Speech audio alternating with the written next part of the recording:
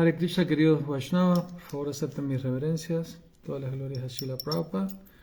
Un gusto estar nuevamente compartiendo con aquellos que lleguen por este video un poco de sabiduría trascendental de la India en el Bhagavad Gita, tal como es, de su divina gracia A.C. Bhaktivedanta Swami Prabhupada, el cual es un libro de cabecera que los devotos de ISKCON, de la Sociedad Internacional para la Conciencia Krishna, los Hare Krishna, siempre estamos tratando de compartir, estudiar y sobre todo profundizar, ¿no?, en las increíbles enseñanzas que este libro tiene, que son tan necesarias para este mundo, sea el de hoy o sea el de ayer.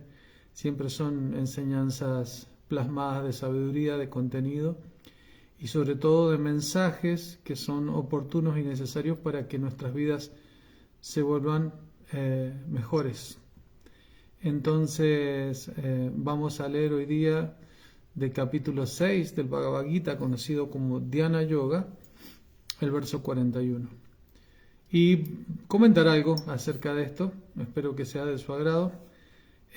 Y antes de eso también vamos a hacer unos pequeños mantras de invocación a todos aquellos maestros espirituales que nos precedieron y al día de hoy nos dejaron este conocimiento trascendental para nuestro beneficio. Namo Vishnu Padaya Krishna Prestaya Bhutale Srimate Bhakti Vedanta Swami Niti Namine Namaste Sarasate Deve Gauravani Pracharine Nirvishesha Shunyavadi Paschatya Deshatarine Jai Shri Krishna Chaitanya Prabhu Nityananda Shri Advaita Gadadhara Shri Vasari Gaura Bhakta Vrinda Jaya Shri Krishna Chaitanya Prabhu Nityananda Shri Advaita Gadadhara Shri Vasari Gaura Bhakta Vrinda Hare Krishna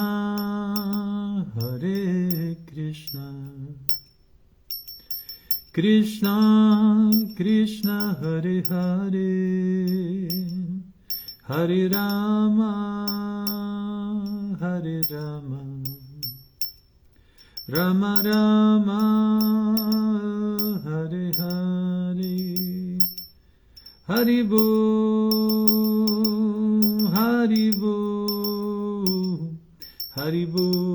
Nitai Gaura Hari Bo Jaya Jaya Prabhupada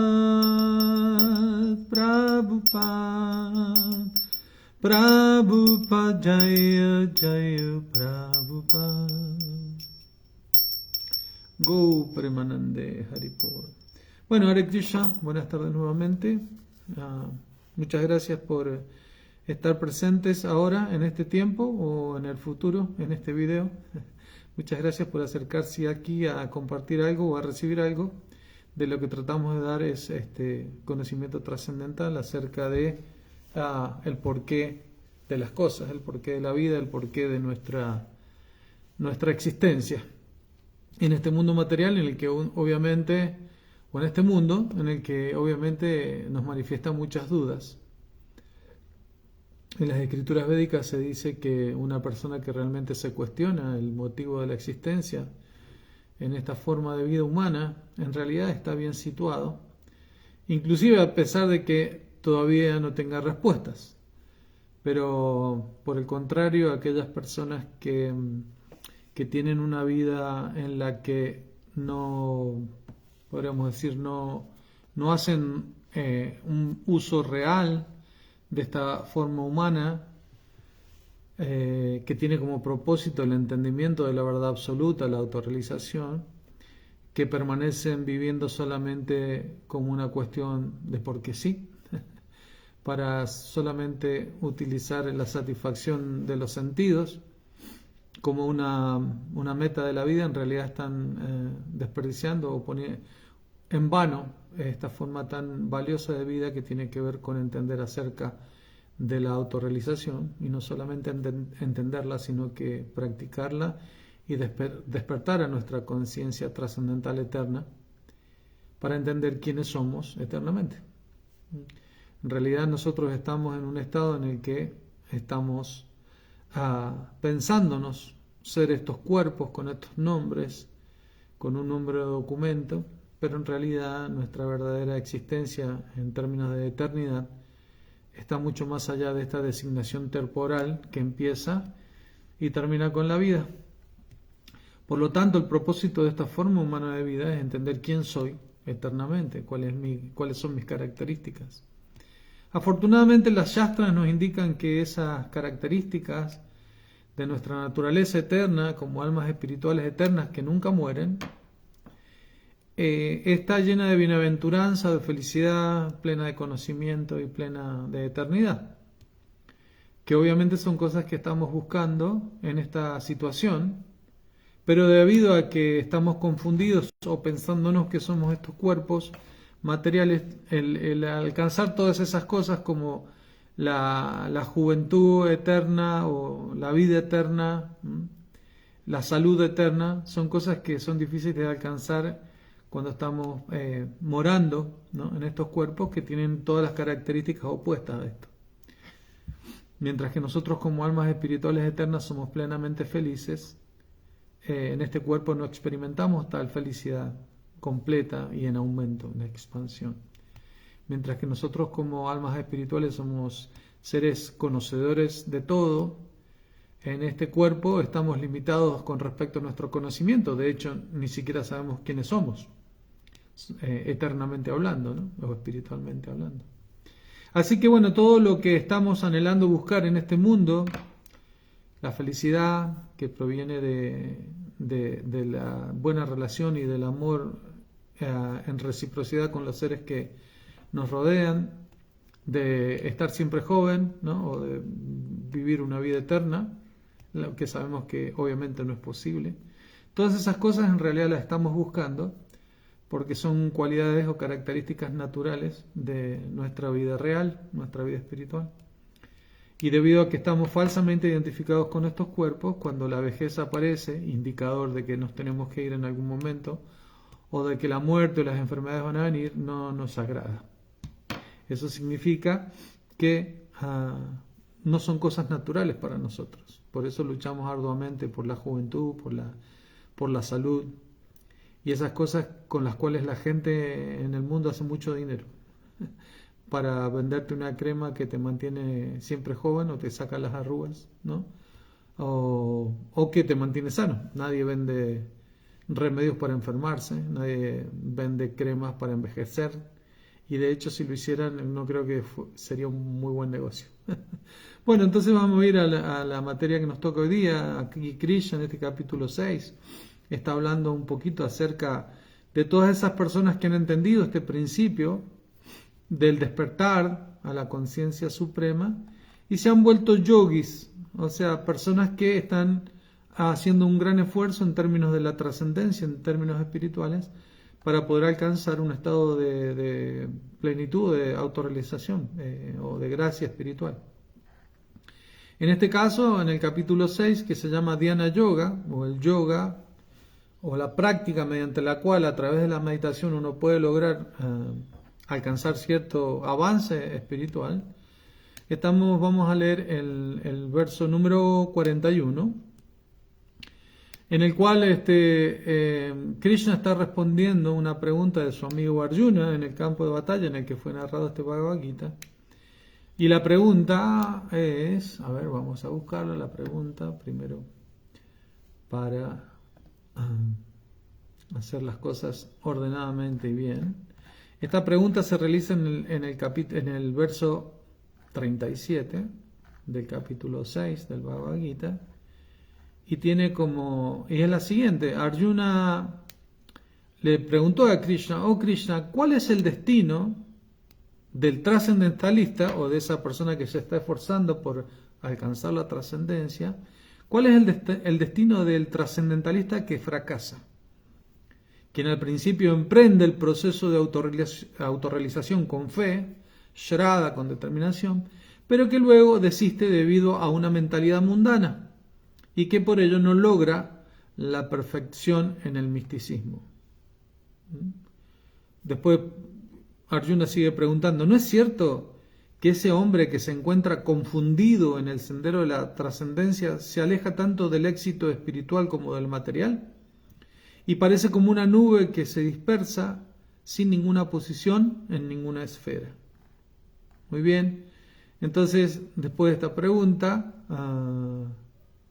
en realidad Krishna responde cosas interesantes, como por ejemplo, Krishna dijo: oh Arjuna, un trascendentalista dedicado a actividades auspiciosas no es destruido ni en este mundo ni en el mundo espiritual. Amigo mío, aquel que hace el bien nunca es vencido por el mal. Y ahora sí viene nuestro verso, el verso que nos toca hoy día, y dice lo siguiente en sánscrito: Prapya punya kritam lokam ushitva sasvatatihi sasvatihi sammaha suchinam shrimatangehe yugabrasto vijayate. El palabra por palabra de este verso es prapya, después de lograr, punya kritam, de aquellos que han realizado actividades piadosas, lokam, planetas, ushitva, después de morar, sashvatihi, muchos, sammaha, años, suchinam, de los piadosos, shrimatam, de los prósperos, gehe, en la casa, yogabrashtaha, aquel que ha caído de la senda de la autorrealización, abhijayate, nace. La traducción de este verso es la siguiente: después de muchísimos años de disfrute en los planetas de las entidades vivientes piadosas, el yogi que fracasa nace en una familia de personas virtuosas o en una familia de la rica aristocracia. Y el significado que da Prabhupada a este verso es el siguiente: los yogis que fracasan se dividen en dos clases: aquellos que caen después de muy poco adelanto y aquellos que caen después de una larga práctica de yoga. El yogi que cae después de un corto periodo de práctica va a los planetas superiores, en los que se permite la entrada de entidades vivientes piadosas.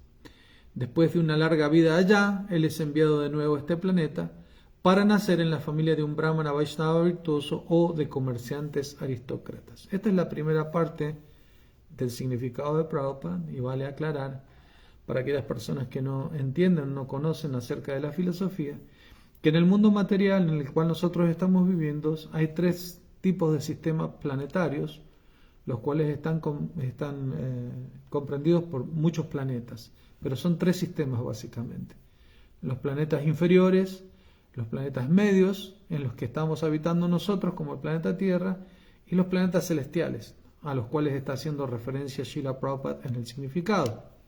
Krishna dice que después de muchísimos años de un trascendentalista que está ocupado en actividades virtuosas para la emancipación espiritual, pero que es derrotado de alguna u otra manera por la potencia, la energía ilusoria, se entiende aquí como fracaso, aunque Krishna va a dejar en claro que esta palabra fracaso en realidad no debería ser tal, porque fracaso da una sensación de una pérdida eterna, ¿no? Mientras que aquí lo que está diciendo es hay una pausa, ¿no? Hay una demora en el avance, ¿no?, de la conciencia de ese trascendentalista que está intentando alcanzar la autorrealización.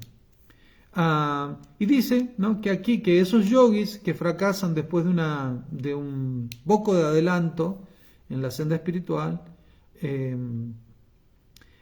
caen, y inmediatamente que ellos caen, o sea, primero van a disfrutar a estos planetas celestiales, los cuales estábamos haciendo referencia recién, que son parte de los 3 sistemas planetarios, donde la vida, ¿no?, y el disfrute es supremo, o por lo menos es superior al que se puede manifestar en este mundo material, el que se puede percibir en este mundo material. En los planetas celestiales, el disfrute es superior al disfrute que se manifiesta en los planetas medios. Por supuesto, es también superior al disfrute que se manifiesta en los planetas inferiores.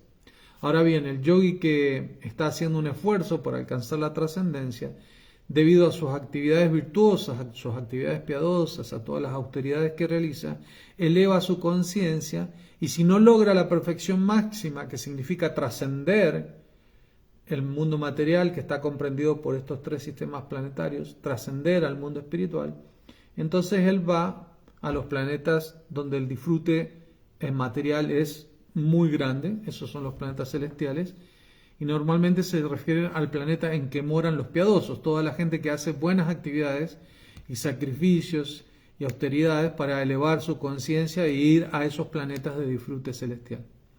Entonces se dice que si ese yogi después de un corto tiempo fracasa, cae, o sea, llega a esos planetas celestiales, disfruta, ¿no?, de todo el cúmulo de sus actividades piadosas, y después vuelve a caer en los planetas medios donde se generan las actividades kármicas, y es colocado en una familia de la aristocracia, o sea, con buenas oportunidades económicas, para que él no tenga que preocuparse tanto por su propio sustento y pueda ejercer una práctica otra vez espiritual para poder alcanzar la autorrealización. Mientras que en el verso que sigue, que es propio de la clase que viene, que dará otro Vaishnava, en realidad lo que va a decir es que si él fracasa después de una larga práctica, directamente él desciende a una familia de espiritualistas en el mundo material, no de la aristocracia, no de facilidades materiales, sino que ya nace directamente en una familia de personas avanzadas en términos espirituales, en las cuales desde una pequeña edad, o desde el principio o comienzo de su vida, esa persona empieza a avanzar otra vez en la conciencia espiritual, debido obviamente a la educación espiritual que él tiene en esa familia, ¿verdad? Ok. Entonces, esa es la primera parte. También esta parte se explica en el verso 20 del capítulo 9 del Bhagavad Gita, donde dice: Traividyamam somapa puta papa yagyari star sargatim pratayante te punyama sadhya surendra lokan divya divinde babogam. La traducción de ese verso está explicada de la siguiente manera: dice, aquellos que estudian los Vedas y beben el jugo soma buscando los planetas celestiales, dice Krishna, me adoran indirectamente, y al purificarse de las reacciones pecaminosas, ellos nacen en el piadoso y celestial planeta de Indra, uno de los planetas celestiales, donde disfrutan allí de deleites divinos. Ahora fíjense cuál es la consecuencia.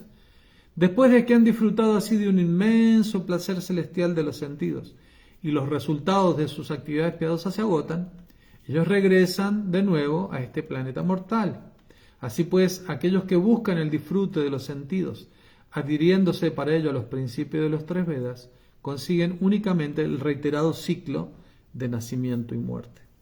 Entonces, aquí lo que cabe aclarar es la diferencia entre esta persona que está haciendo actividades piadosas para alcanzar los planetas celestiales, que va allí, disfruta de los resultados de su actividad piadosa y después vuelve a caer a los planetas medios, donde empieza a generar otra vez actividades piadosas o no, de acuerdo a su conocimiento y a su capacidad, en comparación con el yogi, que en realidad está dedicado a actividades trascendentales, pero que debido a que él está ejecutando actividades para alcanzar la trascendencia, no el disfrute en los planetas celestiales, igual él recibe, si no alcanza la trascendencia, el resultado de sus actividades piadosas que ha ejecutado en las prácticas de su aspiración a la trascendencia, ¿verdad? Entonces hay una pequeña diferencia ahí, aunque el destino obviamente es el mismo, que si mientras que el trascendentalista no alcanza a trascender el mundo material compuesto de estos tres sistemas planetarios celestiales, medios e inferiores. Aún así, aunque no pueda trascender el ciclo de la rueda de samsara, del ciclo de nacimiento y muerte, él vuelve y desciende a la tierra o bien en la casa de una familia materialmente opulenta, de la aristocracia, y se ha hecho una larga práctica para tratar de alcanzar la trascendencia y no ha podido lograrlo. Él desciende también a los planetas medios, pero nace en la casa de personas, de devotos de Krishna, de personas avanzadas espiritualmente. Esa es la diferencia, ¿no? Bueno, yo me tomé el tiempo para explicar esto porque a veces si hay gente que ve esto y no conoce acerca de tópicos más profundos acerca de lo que Krishna está explicando en el Bhagavad Gita, amerita una explicación adicional. La segunda parte de este significado dice: el verdadero propósito de la práctica de yoga es el de lograr la máxima perfección del proceso de conciencia de Krishna, tal como se explica en el último verso de este capítulo, ¿no? El último verso de este capítulo es famoso. Dice: Yoginama pisarvesham matgatenantar atmana shradavam vajate yumam sameyuktatamo mata o temeyuktatamo mata. Eso está diciendo que de todos los yogis, de los cuales yo he descrito muchos en este capítulo 6, Dhyana Yoga, el más elevado de todos es el que está siempre pensando en mí, que me ofrece servicio con devoción, que me adora con devoción, ¿no? Aquel yogi que ha vuelto como objeto de su meditación Dhyana Yoga, el nombre de este capítulo, a mi misma persona, dice Krishna, ¿no? De todos los yogis, ¿no? De todas las variedades de yogis que hay, este es el más querido para mí, dice Krishna, y es el más elevado de todos, ¿no? Es Same Yukta Tamomata, dice Krishna. Esa es mi opinión. Y si es la opinión del Señor Supremo, hay que considerar que es una opinión importante. Entonces Prabhupada en la segunda parte del significado está haciendo referencia a eso. Dice: pero el verdadero propósito de la práctica del yoga es el de lograr la máxima perfección del proceso de conciencia de Krishna, tal como se explica en el último verso de este capítulo.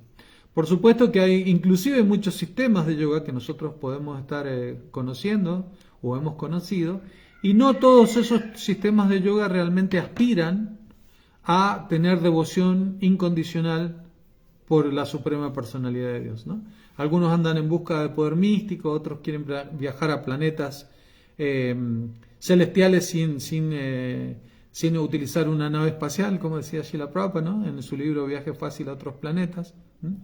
Y entonces Prabhupada sigue diciendo en el significado: pero a aquellos yogis que no perseveran hasta este punto y que fracasan debido a las tentaciones materiales, se les permite, por la gracia del Señor, utilizar por completo sus propensiones materiales, ¿no? O sea que si no lo logran, bueno, todo lo bueno que han hecho materialmente hablando para alcanzar la autorrealización, necesitan cobrarlo. Para eso entonces van a los planetas celestiales a tomar, ¿no? a tomar el fruto de sus actividades piadosas. Y después de eso se les da oportunidad de tener una vida próspera en familias de la aristocracia, de dinero. Aquellos que nacen en esas familias pueden sacar provecho de las facilidades y tratar de elevarse hasta el estado de plena conciencia de Krishna, ¿no? O sea que después, aunque fracases en tu práctica por alcanzar la trascendencia, cuando viene al mundo material uno nace con ciertas facilidades. Prabhupada mencionaba y Srila Rupa Goswami menciona en el Néctar de la Devoción que para poder entender si una persona tiene buenas actividades piadosas, tiene que ser muy bello, haber nacido en una familia de la aristocracia, sí, esos son rasgos, belleza, riqueza y bueno, y educación, ¿no? Y educación. Entonces, alguna vez algunos de los discípulos de Prabhupada preguntaron a Prabhupada, nosotros hemos leído que para poder asirse o para poder agarrar el proceso de conciencia de Krishna uno tiene que tener un cierto cúmulo de actividades piadosas del pasado, ¿verdad? Pero para saber si nosotros tenemos un cierto cúmulo de actividades piadosas en el pasado, las escrituras dicen que uno debe haber nacido en una familia rica o en una familia de trascendentalistas, o tener belleza. Y en mi caso, le dice el devoto, no tengo nada de eso. Entonces, ¿cómo es que yo me he vuelto un devoto? O yo estoy tratando de volverme un devoto, o he tomado la conciencia de Krishna como mi propia vida. Y Prabhupada dijo, porque yo creo esa actividad piadosa, ¿no? Por la influencia o por la potencia del gurú, del devoto puro de Krishna, uno puede acceder a este secreto más secreto de todos, como dice Krishna en el 9º capítulo, ¿no? Solamente por la misericordia de un devoto puro de Krishna, ¿no? Ahí cuando nosotros leemos en algunas partes del Chaitanya Charitamrita versos que dice Sadhu Shastra, Sarva Shastra Koi, Sadhu Sangha, Sadhu Sangha, Sarva Shastra Koi, Sadhu Sangha Lava Matra, Sarva Siddhi Hoy, ¿no? Que por un Siddhi, Lava Matra, por una pequeña fracción de tiempo, que inclusive un Lava Matra es menos que un segundo, por la asociación de ese tiempo con un devoto puro de Krishna, uno puede Sarva Siddhi Hoy, alcanzar todas las perfecciones, ¿no? Esa es la importancia de la asociación con un devoto puro de Krishna. Y como Prabhupada les explicó a sus discípulos, que en realidad solamente por la misericordia y la potencia del Maestro Espiritual, esa actividad piadosa se crea en nuestro corazón y nos volvemos adeptos a seguir siendo practicantes de la conciencia de Krishna, ¿no? También tenemos experiencia personal de la felicidad o de la potencia que genera la asociación directa con el Maestro Espiritual cuando nos visita y nos volvemos todos entusiastas en la vida espiritual. Sin embargo, cuando el Maestro Espiritual se va, tenemos que hacer un esfuerzo extra para mantener una buena conciencia espiritual, ¿no? Nuestro sadhana, nuestro canto de Mahamantra, nuestro servicio en sí, tiene que haber ahí una cierta esfuerzo adicional para esto, ¿no? Y esto habla a claras o nos da experiencia directa de cuál es la potencia del Maestro Espiritual, ¿no? Abramanda Brahmite Kona Bhagyavanjiva Guru Krishna Prasade Pae Bhakti Lata Villa, ¿no? El señor Chaitanya decía que nosotros como almas espirituales andamos divagando por todo el universo en una existencia en la cual a veces tenemos unos cuerpos, a veces tenemos otros, pero en algún momento, por la misericordia o por una buena fortuna, dicen, Bhagyavan, ¿no? Buena fortuna, tenemos la posibilidad de entrar en contacto con un devoto puro de Krishna, el cual nos permite empezar nuestro camino de vuelta a casa, de vuelta a Dios. Entonces, cuando acá es interesante, algunas cosas que quería compartir con ustedes, es que Prabhupada dice en uno de los significados del comienzo de este capítulo, lo anoté aparte porque me pareció muy interesante y oportuno con respecto al verso que estábamos leyendo. Déjenme buscarlo a ver si no lo perdí.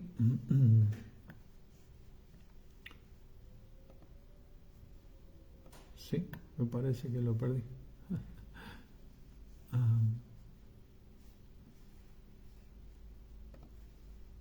De todas maneras, como yo estoy más o menos finalizando mi exposición sobre este tema en particular, si alguno de ustedes tiene alguna pregunta, puede hacerla en el chat y yo voy a intentar leerla.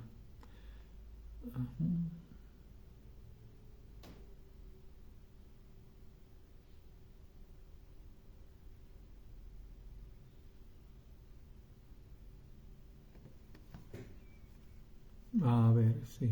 Esta la voy a buscar directamente porque es muy buena.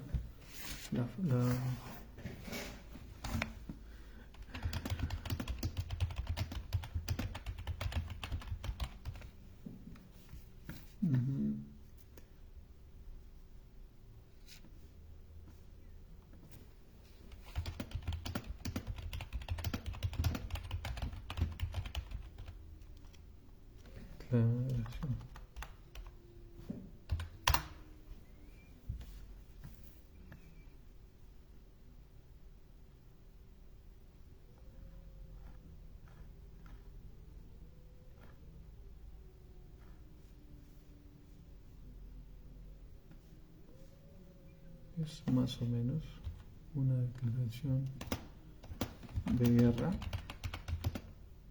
a Maya. A ver si aparece ahora.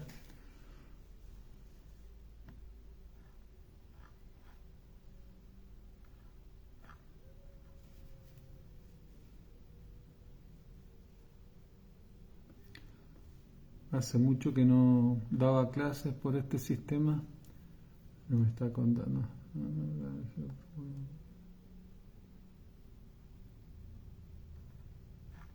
Bueno, básicamente no lo encuentro ahora porque estaban bonitas las palabras que Srila Prabhupada usaba, pero la idea es más o menos la siguiente.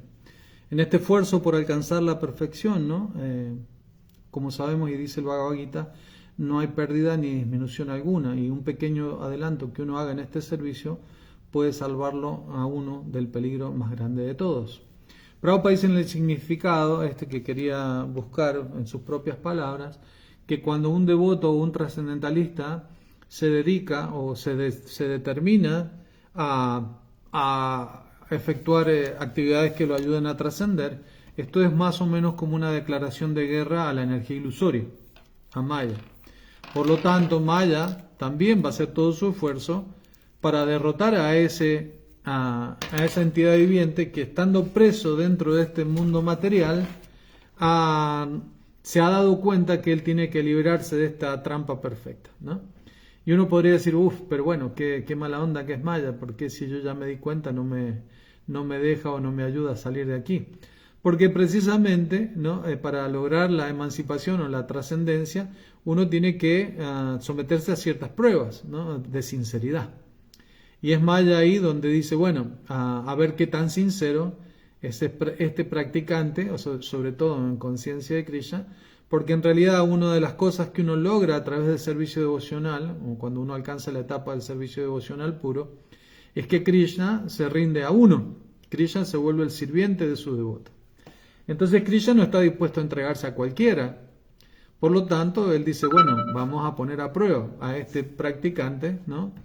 Si realmente está capacitado o cualificado para que yo me entregue completamente a él. Por lo tanto, en esta práctica, por alcanzar la perfección o la emancipación espiritual, sobre todo en términos de la devoción pura en conciencia de Krishna, es necesario someterse a muchas pruebas, ¿no? Esa es la guerra, como Prabhupada dice, que uno le está declarando en realidad a la energía ilusoria. Y en ese sentido, ¿no? Cuando nosotros vemos que el yogi fracasa, en realidad fracasa por varios motivos. Uno puede ser porque el superar las exigencias de la energía material ha sido mucho más fuerte para él de lo que él es posible pelear. O sea, básicamente Maya le ganó la partida, sobre todo cuando hablamos de personas que quieren alcanzar la trascendencia o de yogis que están tratando de controlar sus sentidos a través de métodos mecánicos o artificiales de control de los sentidos. La ventaja que hay en conciencia de Krishna es que, como decíamos recién, por la misericordia del maestro espiritual, uno puede alcanzar, ¿no?, un cierto estado de felicidad trascendental en la práctica de este sistema de yoga, lo cual lo ayuda a uno a que esa meditación o esa guerra en contra de la energía ilusoria sea más simple, en términos de que uno tiene un gusto superior por las actividades conscientes de Krishna, ¿no? Mientras que en el caso del yogi que estamos describiendo en este verso, es solamente una persona que está haciendo un gran esfuerzo mecánico a través del proceso de dhyana yoga o el sistema óctuple de yoga, en mantener derrotados los impulsos de sus sentidos, ¿no? Y entonces se dice que de esa manera mecánica es mucho más difícil, es mucho más difícil poder alcanzar una plataforma elevada de autorrealización. Mientras que si nosotros nos sometemos a la práctica del servicio devocional, como recompensa a nuestras pocas y escasas austeridades, sobre todo en la asociación de los Vaishnavas, uno tiene una felicidad o experimenta un sentimiento de samadhi o de felicidad trascendental, por la cual uno puede desarrollar sus prácticas de una forma más simple. Aquí Úrsula Botker está mencionando el Bhagavad Gita 240, que recién lo mencionamos, ¿no? Nehavikrama no sasti pratyavayona vidyate Svalpamapyasya dharmasya trayate mahatomayat. Y ese dice, en este esfuerzo no hay pérdida, en este esfuerzo por alcanzar la perfección, en realidad no hay pérdida ni disminución alguna, y un pequeño adelanto que uno haga en esta senda puede protegerlo a uno del peligro más temible de todos. ¿Y cuál es el peligro más temible de todos? Volver a nacer. Básicamente volver a nacer y tal vez, de acuerdo a nuestras actividades, volver a nacer en plataformas inferiores a la conciencia humana, la cual obviamente no nos permite evolucionar en términos de emancipación espiritual. O por lo menos lo va a demorar por algún tiempo, lo va a poner en pausa. Bueno, gracias Úrsula por mandar también la traducción, aquí la estoy viendo. Akshay Prabhu dice, reverencias, ¿cuáles serían las pruebas que Krishna para saber si uno es sincero? Bueno, obviamente, todas las pruebas que tengan que ver con nuestra sinceridad en conciencia de Krishna. O sea, básicamente las pruebas serían demostrar cuánto estás dispuesto a dar por obtener el favor de Krishna, ¿no? Eso sería, todo lo que tenga que ver con eso es una prueba. Por ejemplo, cuando, yo lo he comentado a veces con el mismo ejemplo, cuando una chica y un muchacho se conocen, en mi época eso se llamaba noviazgo, no sé si, creo que ya no existe eso, pero esa etapa de noviazgo en realidad era una etapa en la que ambas personas probaban la sinceridad de su amor, ¿no? Entonces la chica decía, bueno, a ver cuánto este hombre está dispuesto a darme, a protegerme, a cuidarme, para yo entregarle mi corazón, para entregarme a él para toda mi vida. Y el hombre de la misma manera, ¿no? Era una época en la que había un estudio de las dos personalidades para probar la sinceridad, Y en caso de que realmente se convencieran de que sí, es una buena persona a la cual yo me voy a entregar, entonces se realizaba lo que se conocía antes como matrimonio. Es solamente sarcástico lo que estoy diciendo, por supuesto. Entonces, en nuestra relación con Krishna la cosa es más o menos igual. O sea, nosotros estamos, por la misericordia del Maestro Espiritual, ingresando a un noviazgo con Krishna, ¿no? Y eso se llama servicio devocional. Y en medida que ese servicio devocional avanza, podemos ver, o podemos nosotros vernos a nosotros mismos y también Krishna ver desde nuestro corazón en la forma de Paramatma, cuánto de sinceridad tenemos para merecer su amor, ¿no? Para que Él se subyugue completamente también a nosotros, ¿no? Eso es simple, ¿no? Es simple de entender. Es la prueba que tenemos que dar.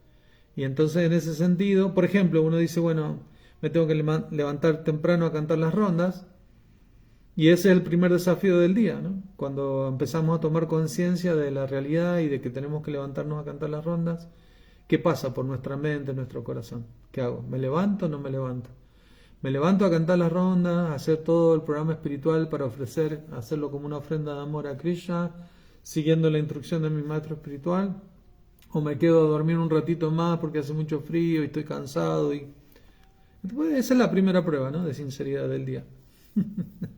Entonces, en ese sentido, nosotros podemos ir midiendo gradualmente cuánto de sinceros somos en nuestra entrega en el servicio devocional. Y también Krishna lo ve desde el corazón, porque Krishna está en nuestro corazón. A veces, como ya he dicho en otras clases también, yo en las clases le pregunto a algunas devotas que son madres qué estarían dispuestas a dar por sus hijos. Y yo les pregunto, ¿estarían dispuestas a dar la vida por sus hijos? Y prácticamente ninguna duda en que sí, yo daría la vida por mis hijos.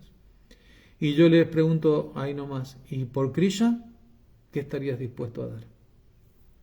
Y ahí es como hay todo un interrogante. Entonces esa es la pregunta de sinceridad. ¿Qué estaríamos dispuestos a dar por recibir el favor incondicional de Krishna? ¿No?